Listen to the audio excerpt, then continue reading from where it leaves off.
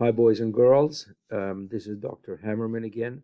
Going through the last session for the Bible quiz, and I'm beginning, as you could see here, I'm on chapter 15, and this is after the war that took place between the 4 kings and the 5 kings, where Abraham goes out to recapture or to bring back his captured nephew Lot from those kings, and they offer him all sorts of rewards. And he says, even a shoelace I will not accept from you, so that nobody should say that I made Abraham wealthy, because Abraham wants it, that God made him wealthy. So we're right after the war, and possibly Abraham is afraid that he killed people in the war. And it begins after these things. The word of the Lord came to Abraham, and he says, don't fear, fear not. Al tira in the Hebrew. Anochi magen, magen David, magen a shield. I shield you, I am protecting you, and you have great reward. And Abraham turns to God and says, what rewards are you giving me? I have no children. Here, you're giving me nothing. I'm childless. You make promises to me about the land and the people and the seed. And my servant Eliezer from Damascus, he's going to take over everything I own because I have no children. And then God makes the promise to Abraham that you will have your own children, those that come from within you, from within your bowels. These are the ones that are going to inherit you. And he takes them outside. Before, with Lot, Abraham was promised that his children will be as numerous as the sand particles on the beaches. And here he takes him outside, and he is told that your children will be like the stars. Habetna hashamayma usfora kochavim. See if you could count the stars. That's how many children you'll have. And he believed in God, and God considered it a favor. God considered it righteousness because he had no proof. He had nothing. And he said to him, God makes now a covenant with Abraham. He makes a covenant, an eternal promise, and the promise goes a very, very strange covenant, and it's called the covenant of the pieces.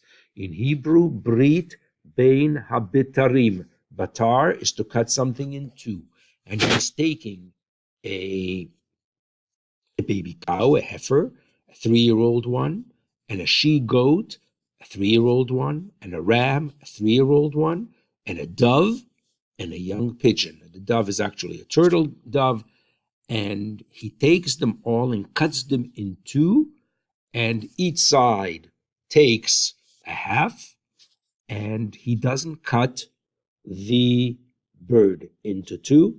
Maybe it was too small, I don't know. And then the bird of prey comes down over them, over the carcasses, and the sun goes down, and it's ominous, and a sleep falls on Abraham, and there's darkness upon him, and God promises him that the Jewish people will be slaves in Egypt for 400 years. Okay, and then they're going to leave Egypt with great possessions, with great substance. And he tells Abraham that you're going to die in peace and you're going to be buried properly in that land. And God made the promise with Abraham, and he promises him again, I give this land from the river, the Nile in Egypt, to the Euphrates. And he tells him all the people.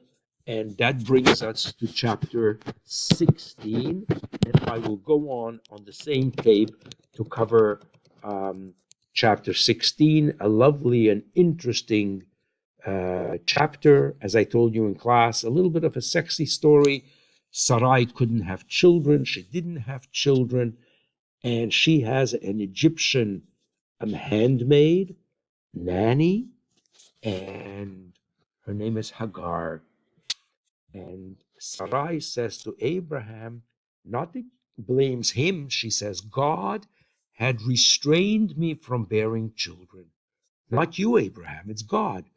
And could you live with my maid so you'll have children? Because in those days, those children would be regarded as Sarah's. And then she would feel as if she's being built through this woman when she has children.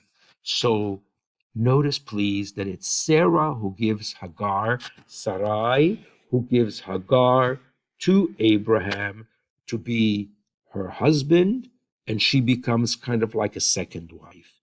And she gets pregnant, and Sarah is jealous, or Hagar misbehaves towards her, as if to say, I can have children, you couldn't. And she said unto Sarah, Abraham and Sarah are having an argument with this, and I was despised by her. Let the Lord judge between me and you. And Sarah was harsh with Hagar, and Hagar seems not to be able to take it anymore, and she runs away to a desert called Shur. In Shur, she is staying by a fountain. Remember, she's a pregnant woman, so she needs water. She needs to take care of herself. And Hagar, Sarai, handmaid, meets an angel. Add the water, and he says to her, Shuvi el gvirtech, return to your mistress and accept how she treats you, because your son is going to be a great man, and he's going to have 12 princes, and like the 12 tribes that Jacob later has, and you're going to call him Yishmael. Yishma will hear. God will hear your cries. And she names the well El Roi. She names the angel El Roi, the angel who sees. And she even calls the well Be'er Lachai Roi. Be'er Lachai Roi, the well or the spring that sees. At the time, important little detail for Bible context, he names his son Ishmael, and he was 86 years old. He was 86 years old when Hagar had Ishmael for Abraham. So we will stop here because I'm afraid that I'll run out of time for chapter 17. I have a few minutes. No, I better stop because we'll run out. I'm going to stop here and then continue in a minute with another chapter.